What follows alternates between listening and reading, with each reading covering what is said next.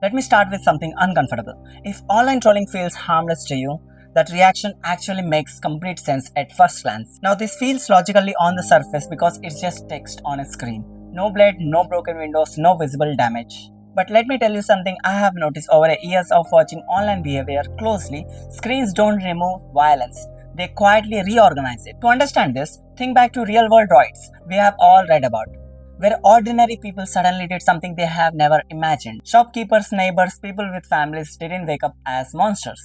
Circumstances slowly dissolve their personal sense of responsibility. What I like to think of this is moral outsourcing, where crowd carries guilt so the individual can feel clean. Now here is where it gets interesting. The internet recreates this exact condition, except the crowd fits inside your phone. Let's say in the night 2 am, someone posts a controversial opinion and within minutes hundreds of people replies pile up. You type one threatening line and hit the send button, close the app and immediately return to being a normal person. The screen becomes a curtain separating who you believe you are from what you have just done to another human being.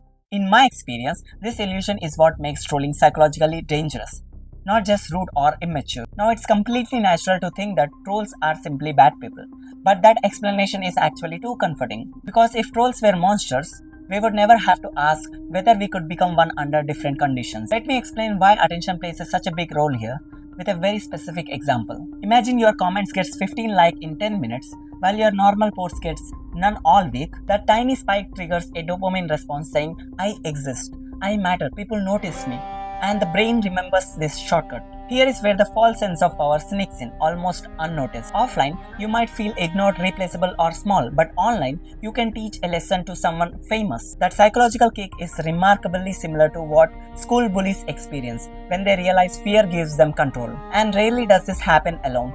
Trolling almost always arrives with a crowd. When hundreds of people are saying the same abusive thing, personal accountability dissolves into a comforting sentence. Everyone is doing it. Now stay with me here, because this is where words quietly turn into violence. It feels logical to separate physical harm from verbal harm, because bruises are visible and insults disappear after scrolling. But psychologically, targeted abuse is designed to silence, intimidate, and hurt, which is exactly what violence aims to achieve. In my experience, this becomes even clearer when you notice how often trolling turns misogynist, even when women aren't the main target.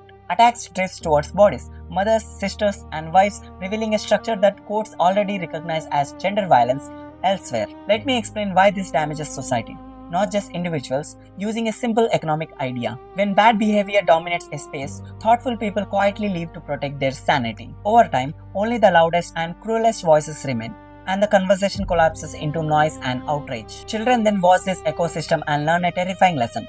Abuse earn attention, respect, and digital power. Now it feels reasonable to think laws should handle this, but the scale makes enforcement painfully weak. When victims report harassment and are laughed at, the system accidentally teaches they are just trolls, they are nothing to worry, and they are untouchable. This is why, in my opinion, parents and teachers matter more here than police reports. If a child is trolling today, they are practicing emotional cruelty in low-risk conditions, which is exactly how real-world harm begins. Now there is one exception worth acknowledging. Sarcasm among consenting friends isn't the same as public mob targeting. But the line is simple.